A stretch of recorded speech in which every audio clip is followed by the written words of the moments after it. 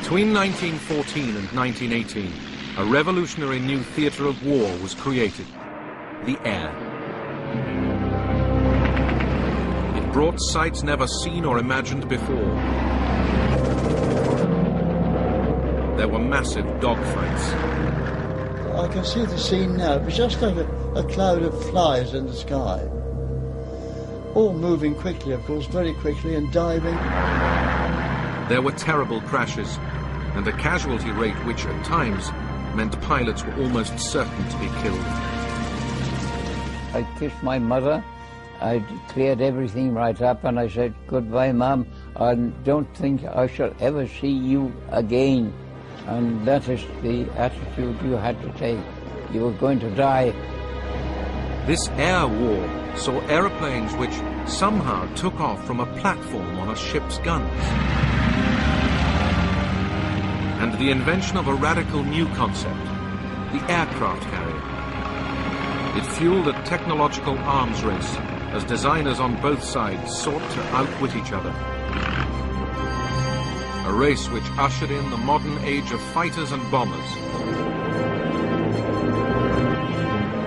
And a new breed of hero, the ace. Now this war in the skies can be seen as those pilots saw it, in color.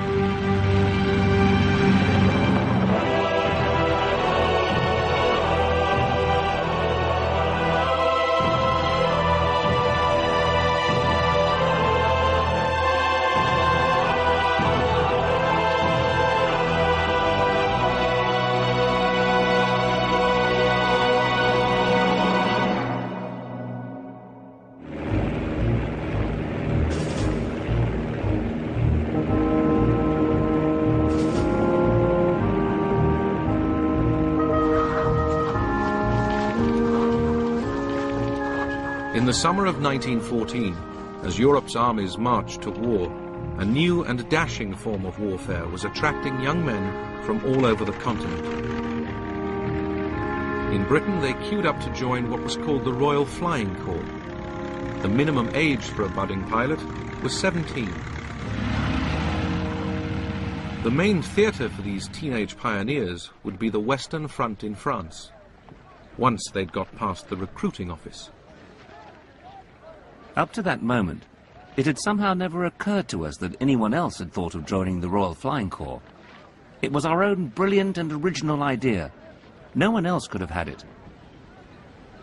So great was our dismay to find a long queue of young men waiting ahead of us. Our hope buoyant till that moment dropped, deflated. Are all these chaps trying to get in too? Looks like it. Then silence, and the slow shortening of the queue. Each of us staring anxiously at the faces of those leaving, trying to read in their eyes, has he got in? Shall I? The aircraft was only 11 years old when the First World War started. And if you think of yourself as a 19 or 18-year-old boy, really, looking at these machines, they are the Ferraris of their day. They are the Harriers of their day.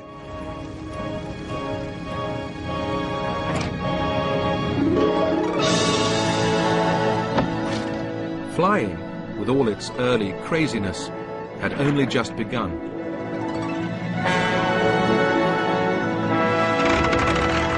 In 1903, the Wright brothers made the first powered flight at Kitty Hawk in North Carolina.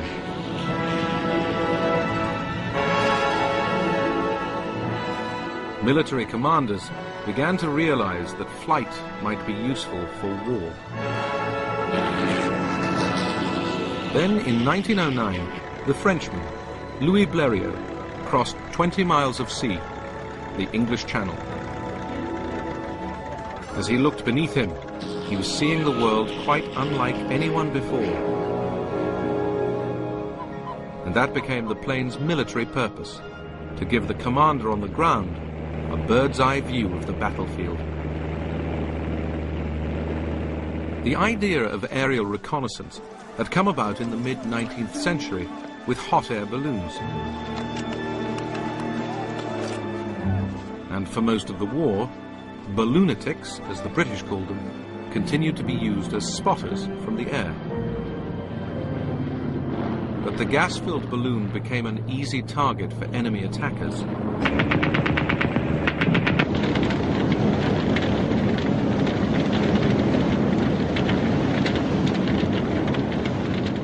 To make life safer, from 1916 onwards, balloonatics were allowed to use the folding parachute, which had first appeared in America 30 years before.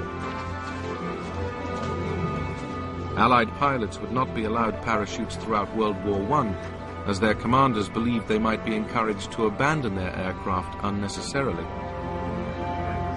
Parachutes were the key to a new form of balloon defense. When the balloonatic spotted an enemy aircraft, he would immediately parachute to safety. The ground crew would then try to winch down the balloon before it went up in flames. It was hardly a satisfactory solution, and the smaller, speedier aircraft would end up as the key to aerial reconnaissance, using photography to spy deep into enemy territory. If you photograph something, you can see things that an ordinary observer can't, because you can take it home, develop the photograph, get a large-size version of it, have a big, detailed look, and see it. You can spot gun positions, you can spot paths, you can spot command positions. As well as taking photographs, pilots were able to radio their findings back to ground controllers. The only way for the enemy to stop the information getting through, or the pilot returning to base with his priceless photographs, was to shoot him down. But in these early days, that was difficult. One of the biggest initial problems with having any effective armament on planes, be it bombs or machine guns or whatever, is simple weight. These are very primitive aircraft, very flimsy, very low-power engines. They have problems even lifting the pilot up, let alone a big, heavy machine gun with all its ammunition. Pilots had a further obstacle. The propeller in front was in the way. The first solution came in April 1915 from the French pilot Roland Garros.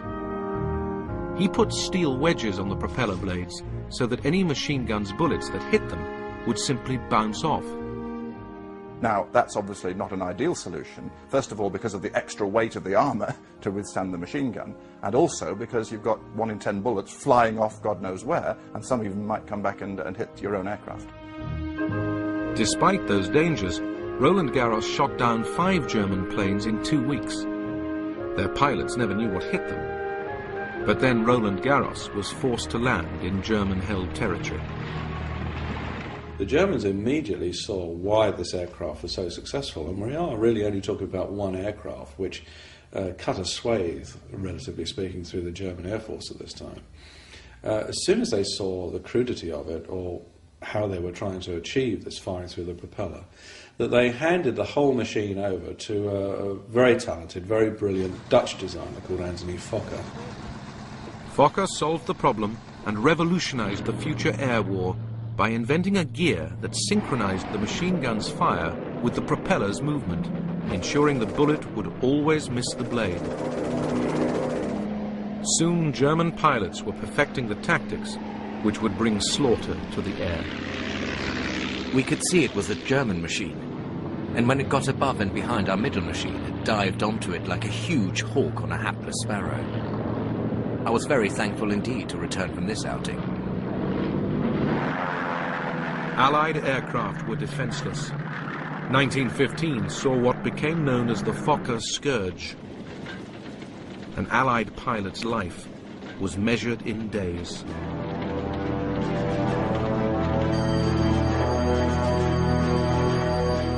The Fokker Scourge of 1915 was annihilating British and French pilots.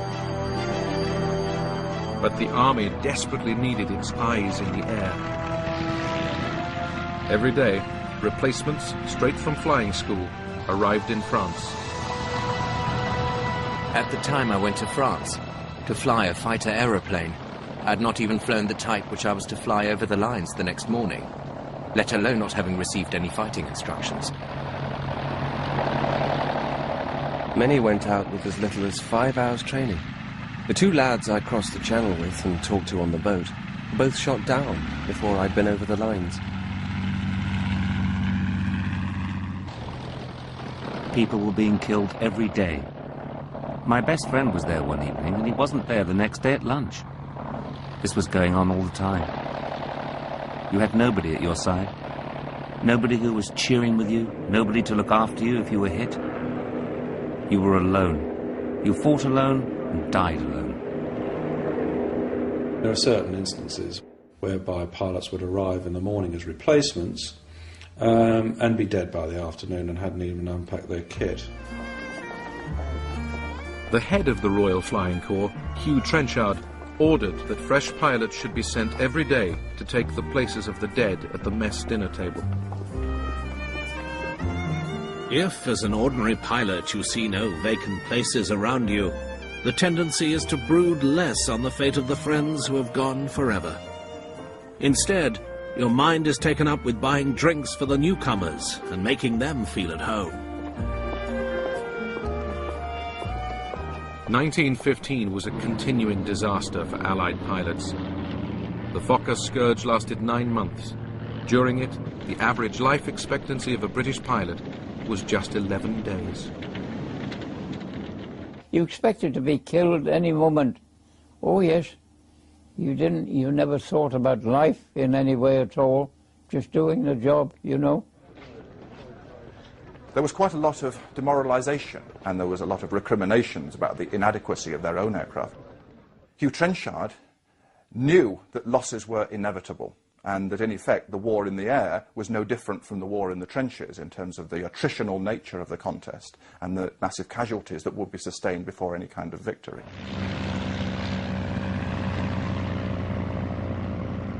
By the summer of 1916, the Allies had caught up in the technological arms race.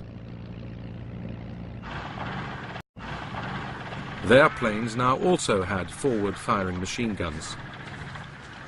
New models came on stream which were faster, lighter and more agile. And the Royal Flying Corps had doubled in strength from 12 to 27 squadrons.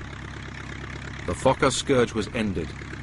For the Allies it was an immense relief, as by now the Flying Corps was more necessary than ever.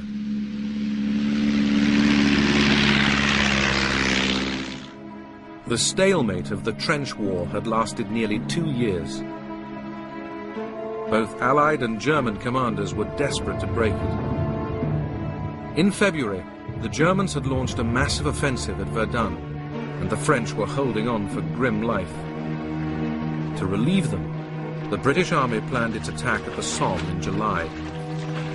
Aerial reconnaissance was vital, not only for pinpointing German targets, but also for guiding artillery fire. With their new, improved planes, Allied pilots went into action. Some became household names. Men like Albert Ball. Albert Ball was an inspirational pilot for the Royal Flying Corps because no odds were too great for him, and it in a way mirrored the whole Royal Flying Corps approach that Trenchard had. They were not afraid of odds. They would always go for it, even if it meant their own death. They say I crashed to the ground at 120 miles an hour, and to look at the undercarriage I should think that I did. However, it's nearly ready for flying again now. It was a rum feeling coming down, for I had time to see that my number was up. However, it wasn't. Ball was not the future of the Royal Flying Corps. He couldn't be. He relied on luck to stay alive. He'd come back with his aircraft riddled with bullets. Albert Ball was killed at the age of 21.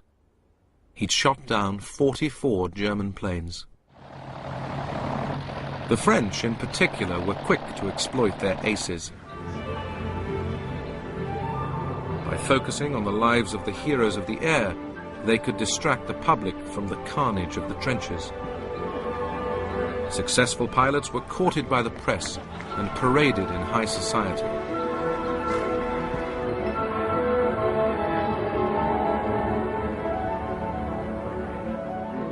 The Germans, too, were quick to celebrate their aces.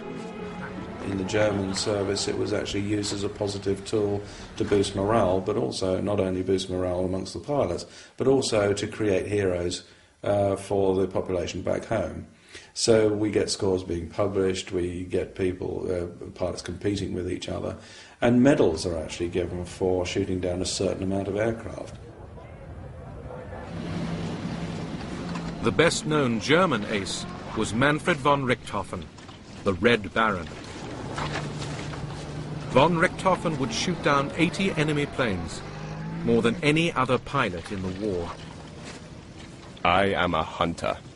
When I have shot down an Englishman, my hunting passion is satisfied for just a quarter of an hour. Von Richthofen became the icon of a romantic view of the air war. Individual knights in shining armor of airborne steel, locked in hand-to-hand combat. To be alone, to have your life in your own hands, to use your own skill single-handed against the enemy. It was like the jousts of the Middle Ages, the only sphere in modern warfare where a man saw his adversary and faced him in mortal combat, the only sphere where there was still chivalry and honor. If you won, it was your own bravery and skill. If you lost, it was because you had met a better man.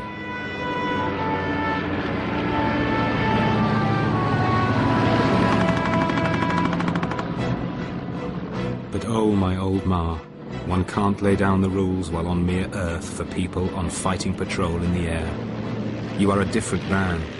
At least, you aren't a man at all. That is, I am not. You are a devil incarnate filled with the dazzling thrill of playing the best game God ever created, mad after Huns and just forgetting everything else, but showing the old Hun that there's only one man fit to be in the air, and not two.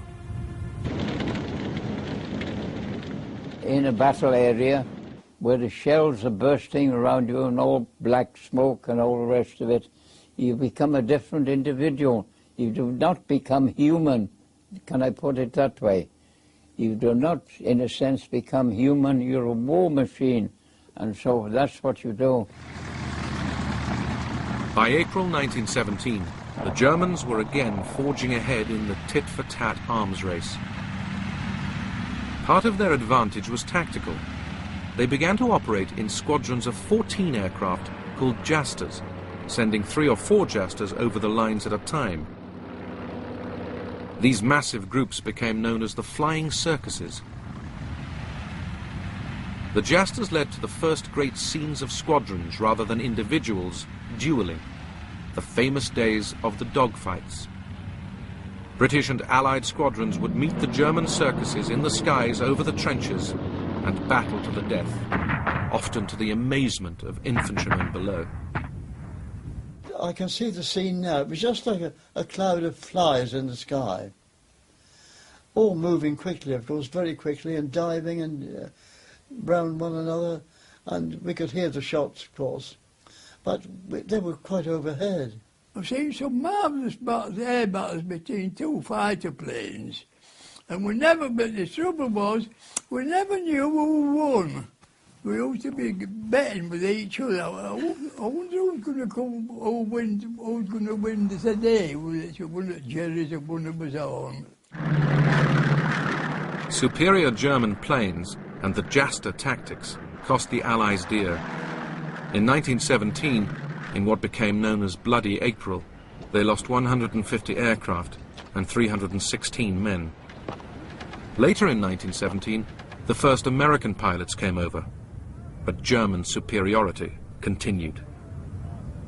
Yet the Allied airmen had to go on flying over the lines to provide intelligence for their armies as they prepared for their summer offensives below.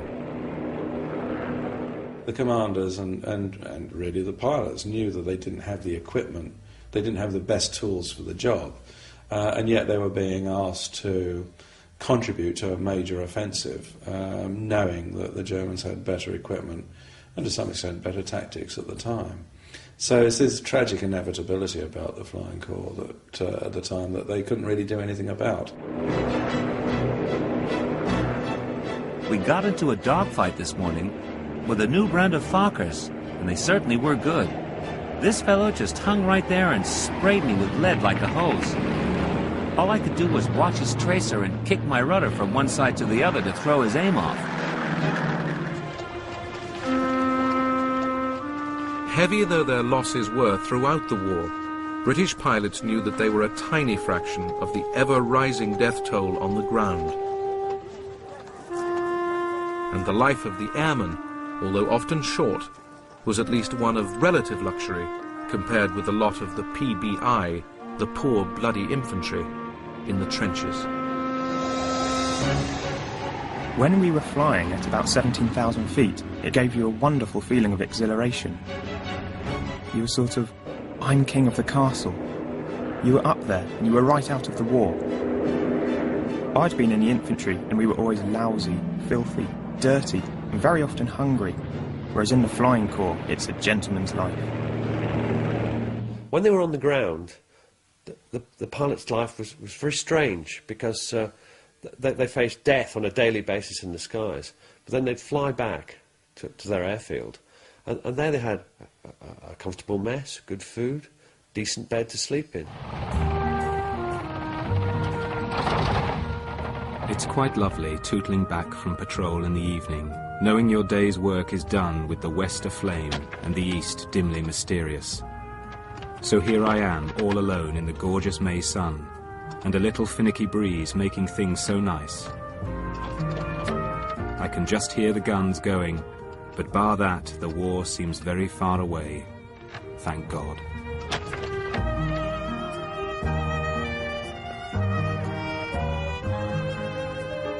We are under canvas and have our mess in the open in a small wood. It is very nice when the weather is hot, as it has been lately. Although we are within range of the shell fire from big guns, at present you would not know there is a war. I'm sitting in a wood out of the sun, and the only things to be heard are the machine guns shooting away in the distance and the mess gramophone.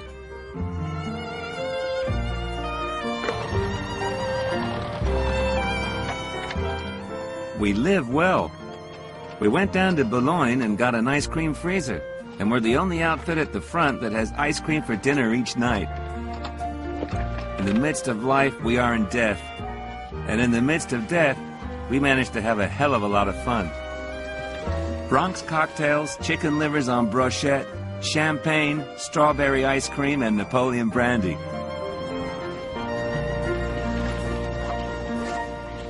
They were basically normal young men who might be killed any day, and they lived their lives to the full. A lot of them did suffer badly from nerves as the time went on, and they could see their death approaching. The heat of the long summer days was terrific, and our flying hours were many. All these facts assisted to play upon the temperaments of those who were flying. I can remember my bedroom companion felt as I did, and how each of us lay awake in the darkness thinking of dawn patrol the next morning. At last we could bear it no longer, and admitted a mutual feeling of terror and foreboding. We lit the candles, and after that felt a bit better, and somehow got through that night as we had to get through the next day. One pilot was tormented by a nightmare, a face. The face would appear vague and distant, and would slowly come nearer until it seemed as if the face and he were literally nose to nose, staring at each other. That's all, just staring. Then he would wake up, his sleep spoiled. Who was it? Was it a man he had killed? Or was it a man waiting for him in the sun? Was it a man he had killed? Or was it a man waiting for him in the sun?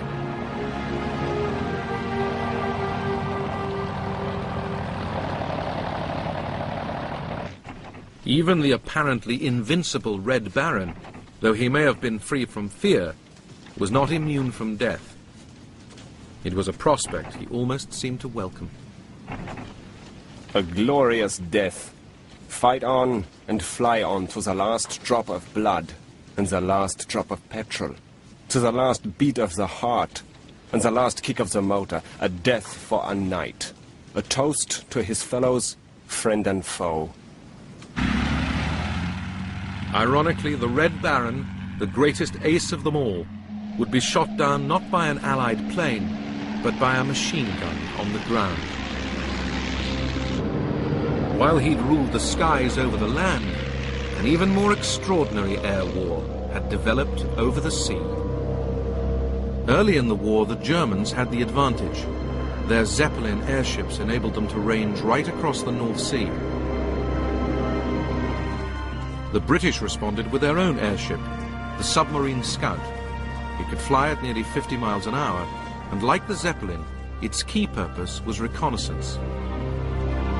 Britain was under attack by U-boats. They had to be spotted. In early 1915, the call went out throughout the Navy for volunteers to form a new naval air service. A signal came round to all the battleships and battle cruisers in the Grand Fleet, saying that each captain was to recommend one young officer of about 18 or 19 or 20 for special service. When we got to the Admiralty, we were escorted into the room of the First Sea Lord, Lord Fisher, whose opening remarks were, "You young gentlemen are going to fly. You'll probably be dead within a year, or you may get the Victoria Cross. But you've been selected to start a new airship service, which will be the counter to the U-boat menace we have in this war. If you don't want to fly, come and tell me in 48 hours' time." Few hesitated to join up and fly high. To fly a ship on a nice day was a really delightful experience. One felt the air was entirely one's own. You could go where you liked within the ship's range, fly at what height you liked, what speed you liked.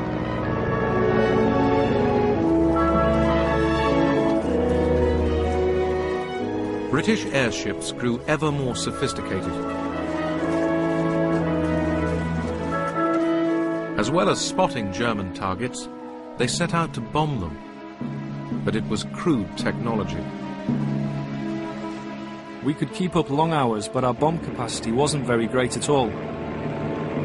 We had quite small bombs, which were more or less lying loose, rolling around on the floor. Eventually we hung them over the side on bits of string and carried sheath knives to cut the bit of string to drop the bomb. However graceful, balloons were hardly the ideal hunter-killers. What the Navy needed was more heavily armed and faster aeroplanes, which could operate at sea. The prime reason remained the need to counter German U-boats. In 1915, Germany had declared unrestricted U-boat warfare and was attacking any merchant ship heading for Britain without warning. Hundreds of ships were being sunk. Britain, which depended on trade to survive, was under dire threat. Though U-boats attacked from underwater, they still had to spend most of their time on the surface. Planes would be the best way to spot them, and could also help to sink them. But finding a way of enabling these early short-range planes to cover wide tracts of sea presented huge technological challenges. The Royal Naval Air Service's greatest contribution to air warfare was pioneering the use of aircraft at sea. Early on in the war, these airplanes would be float planes. The wheels of these planes had wooden floats attached, so they could take off and land on water. But getting the early float planes into the air was a painful business. To get the float plane onto the surface of the sea, you have to stop the ship and use a crane to lift it over the side. This is uneconomic, it wastes time, wastes energy. Taking off from the surface needs an awful lot of power, and the floats are heavy, cumbersome, and they slow the plane down. Then to get the plane back on board, the same process.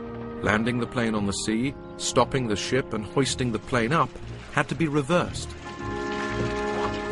It was an amazing sight.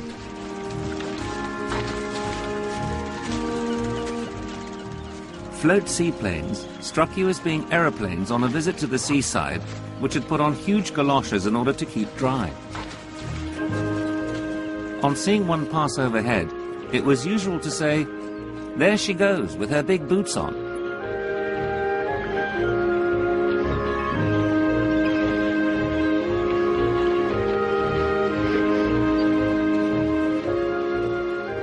How to transport their seaplanes bedeviled all the warring nations.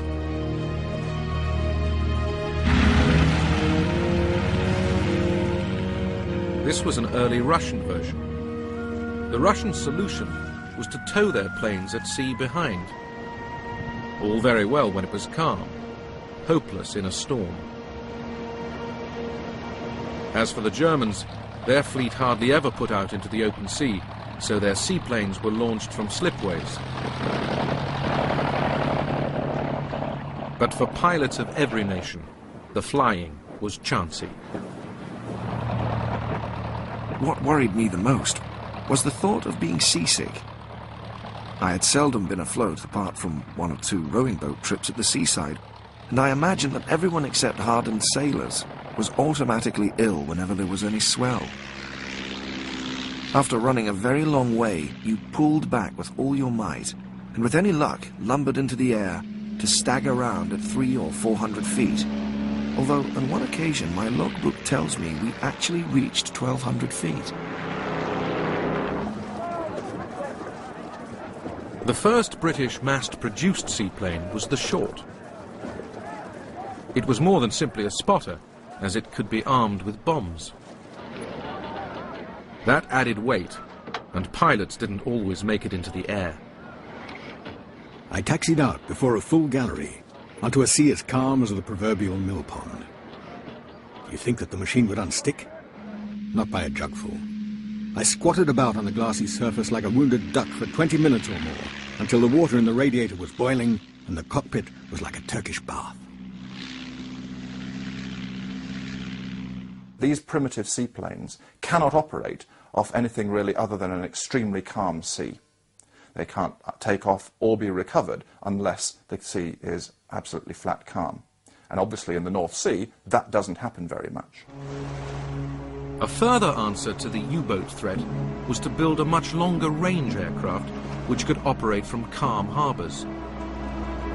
The flying boat came into being. In 1917, a flying boat sank its first U-boat, but their pilots had no backup. Personally, I consider flying boat fighting was more desperate work than that carried out over the French front.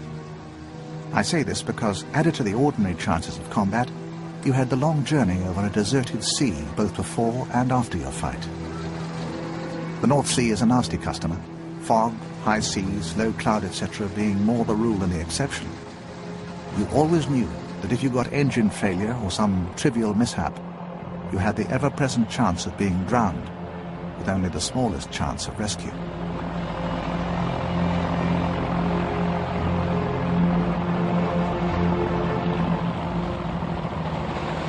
The real solution was to enable seaplanes to take off and land back on ships. Some extraordinary experiments began with the Sopwith Pup. When one was required to fly off, the platform was quickly rigged up, with planks on the turret right up to the end of the guns. With the guns at a certain degree of elevation, the total slope of the platform was slightly downward. That gave a run for the aircraft of about 75 or 80 feet.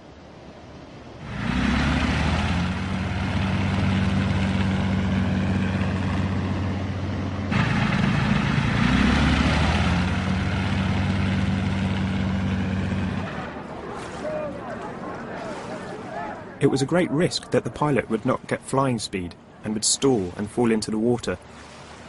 But he would only miss the crest of the waves by not more than a couple of feet if he had judged the thing properly. It was an extremely hazardous operation, and I used to watch these pilots with enchantment, with great admiration for their courage and skill.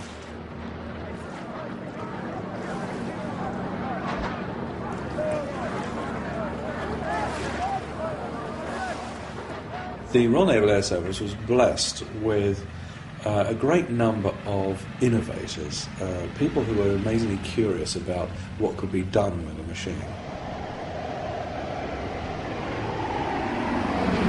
And it's these experiments that move the Royal Naval Air Service, or maritime flying, into a completely different realm, because the inevitable result of these experiments was the development of the aircraft carrier.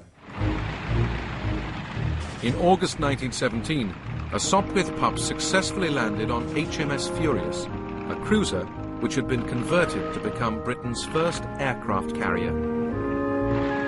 The first thing we had to do was to learn to fly on and off the foredeck. I remember the captain said, "You may as well take a revolver and blow your brains out."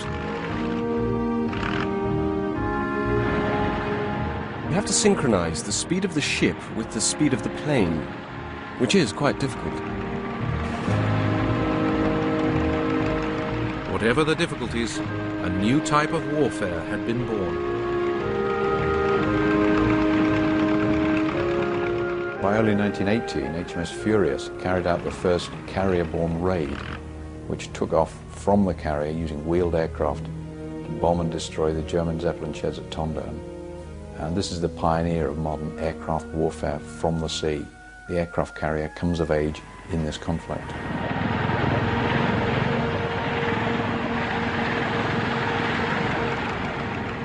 At the same time, yet another technological breakthrough was happening on land. The birth of the heavy bomber.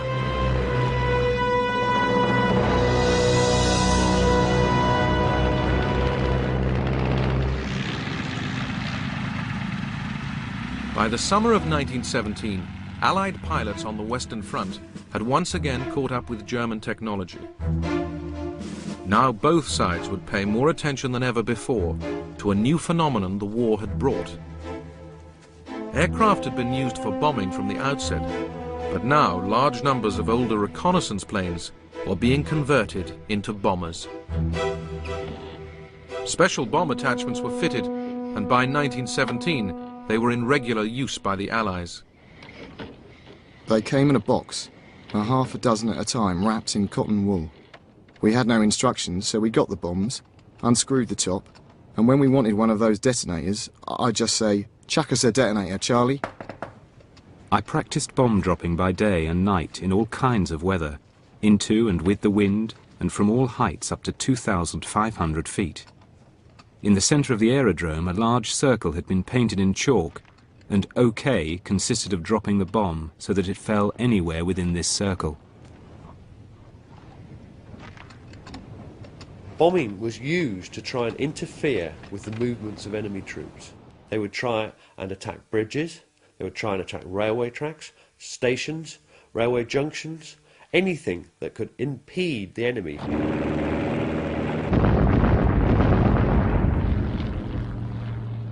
The bombers, flying low to drop their load, came under increasingly heavy anti-aircraft fire. The British called it Archie.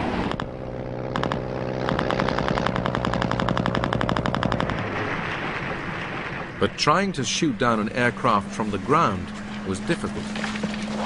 They come that fast. By the time you got a bullet in your barrel, they've gone. You can't, it's nearly, the only way is to do it is to know if they're coming this way and you're facing there. And by the time you get round, you might just have a chance of a bullet having a fire at it, you know. They move that quick.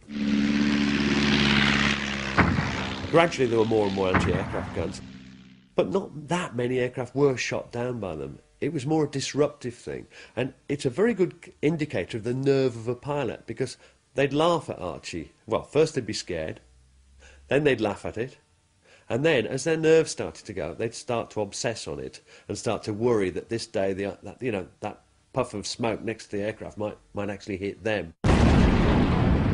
I wonder how long my nerves will stand this almost daily bombardment by Archie. I notice several people's nerves are not as strong as they used to be. Today we had a good dressing down by Archibald, and some of the shells burst much too near. I could hear the pieces of shell whistling past. They have to burst pretty close for one to be able to hear the shrieking of loose bits of shell above the noise of one's engine. The air arms race of World War I brought a new and potentially devastating twist to warfare. For the first time, civilians became targets. The Germans carried out the first civilian bombing in January 1915 on the Norfolk coast. Their bomber was the Zeppelin balloon. In May 1915, Zeppelins bombed London. 7 civilians were killed. Look, there it is. A long, black, cigar-like shaped object coming very slowly. I put my arms around my mother, and I can tell you, I don't know how we felt. People began to make preparations for the Zeppelin raids.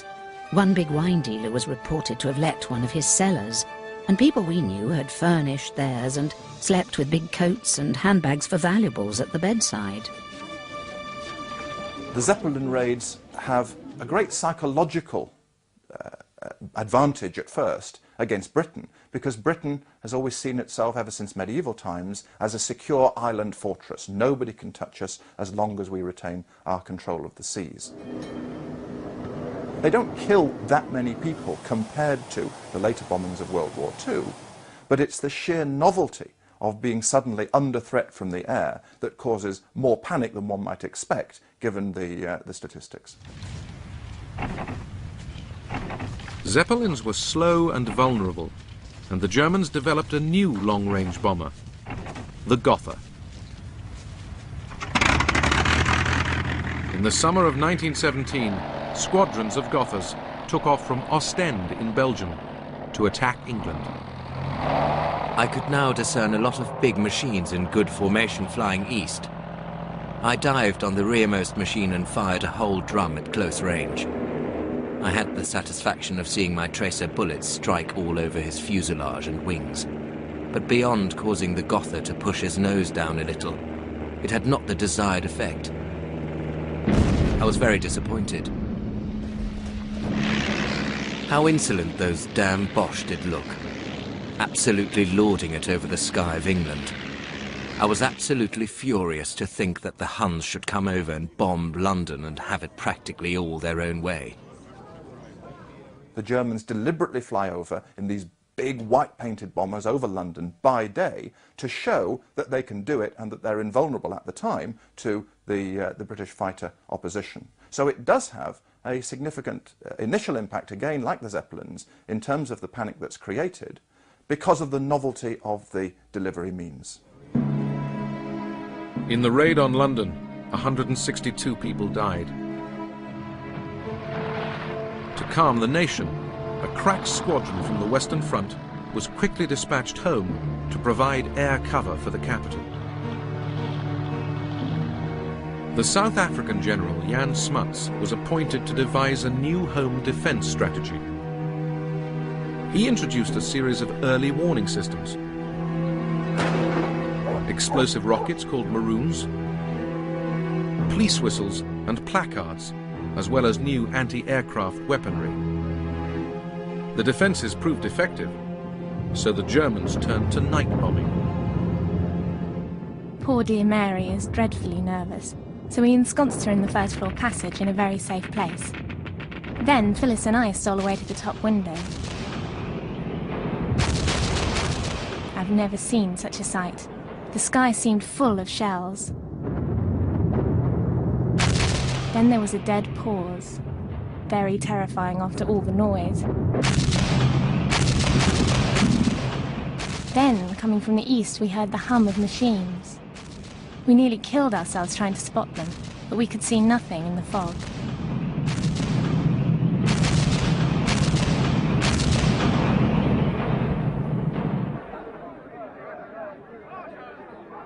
Even by night, the British anti-aircraft defences proved so effective that the bomber raids petered out.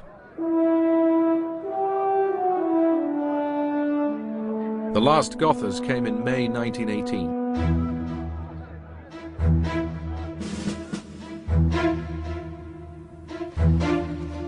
The British had also developed their own heavy bombers, like the Handley Page, which had the range to attack targets in Germany.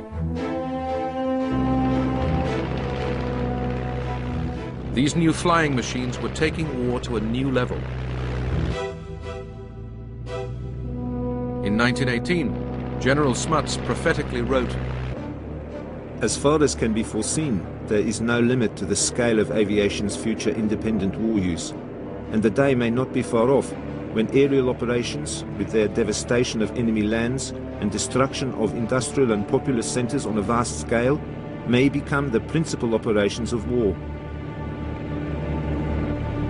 What's most distinctive about the air war in World War I is how quickly it evolves. You start out with very, very primitive techniques, observation balloons and observation aircraft. By the end of the war, you've got strategic bombing, fighter squadrons, carrier air power, and the whole panoply of air power as it would later evolve during the century.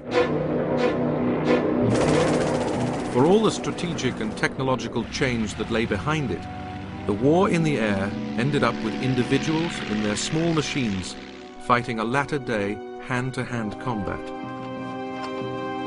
The cost to them was very high. These young pilots may have died in their thousands rather than the millions in the trenches, but their chances of survival were every bit as low. The death of one ace, an American called Raoul Lufbery, summed up how they saw themselves. His mess song reflected a pilot's knowledge that his life was thrilling but short. We meet 'neath the sounding rafters, the walls all around us are bare. They echo with peals of laughter, it seems that the dead are there. So stand by your glasses steady, the world is a web of lies. Here's a toast to the dead already, hurrah for the next man who dies.